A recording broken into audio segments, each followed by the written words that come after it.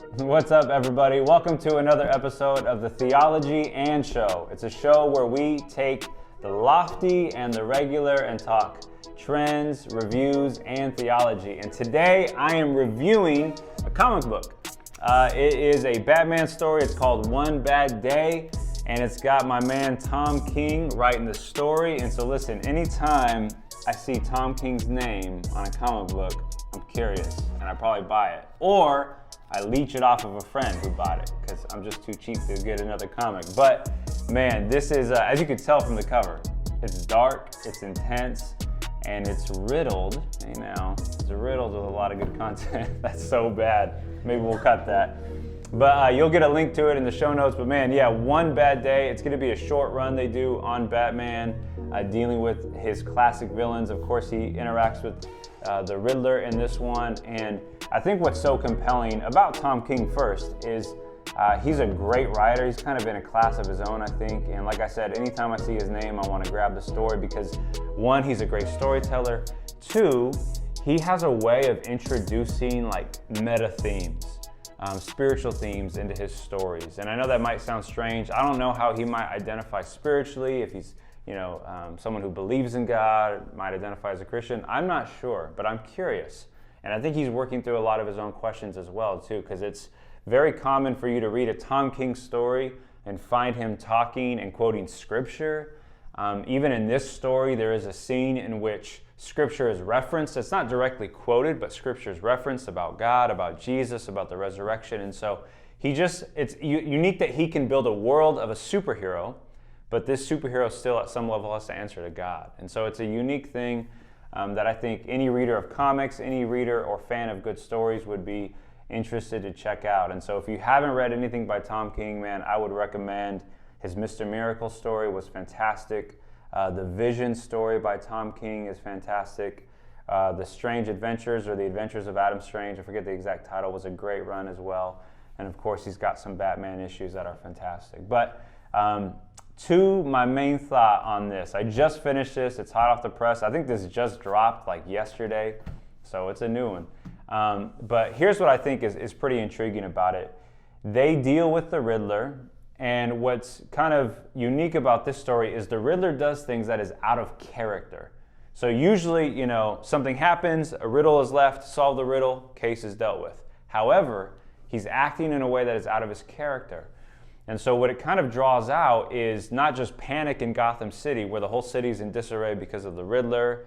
He's menacing, he's dark, he's evil in this one. We're trying to understand his background. But Batman makes a mistake. Batman makes a mistake in assuming the Riddler will keep with his patterns.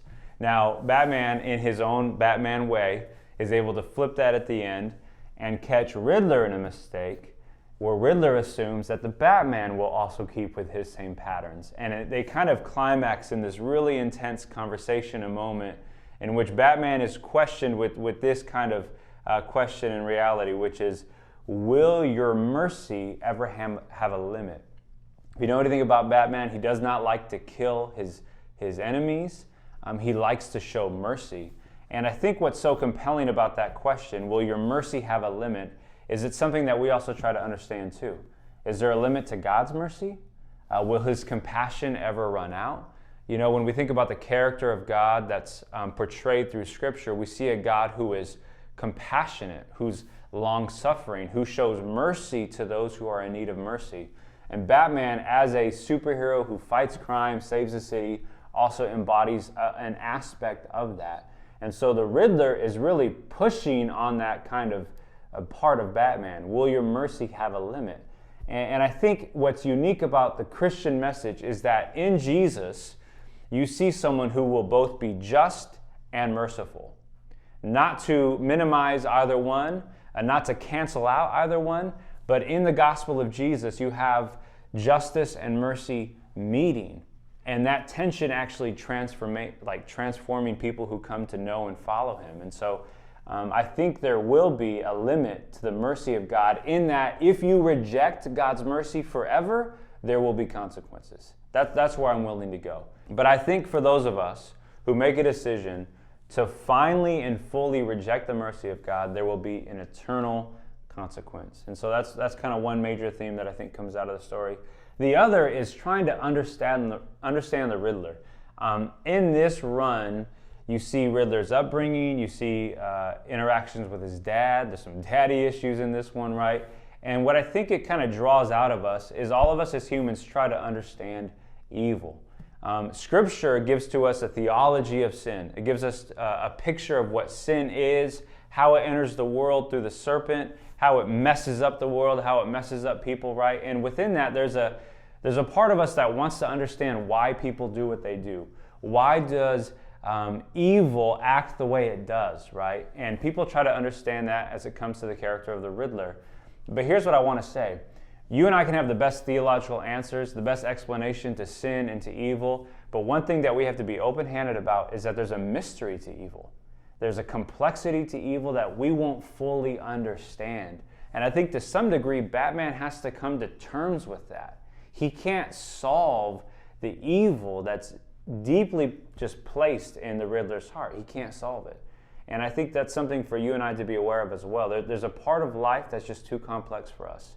There's an aspect to what's wrong with this world that is too great for us to fully understand. And so there's an opportunity, and I think an invitation for us to lean on and trust in the one who can understand that evil and who will fully deal with it on the final day. And that's God. That's the God of Scripture. And so I think that's a hope we can find, and I'm deeply moved by this story because it does draw out how will we punish evil but still show mercy.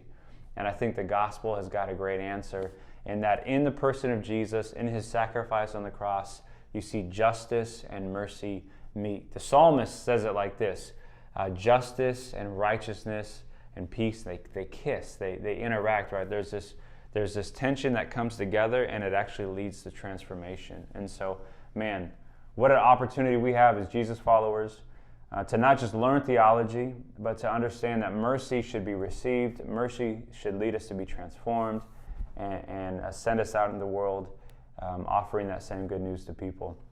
Thanks so much for joining us. Check out the run. I'm not going to lie to you, it's dark, but I think you'll enjoy it. If you're new to comics, this is still very much something you can grab. It's pretty accessible. And yeah, check out Tom King's work if you haven't already. And make sure to click and subscribe. Follow along with us. We got new episodes coming soon. Grace and peace. Thank you so much for watching the Theology and Show. Please like and subscribe. Stay tuned to everything that we got going on. We have so much coming, and I cannot wait to get it out to you. So make sure to keep following us. Peace.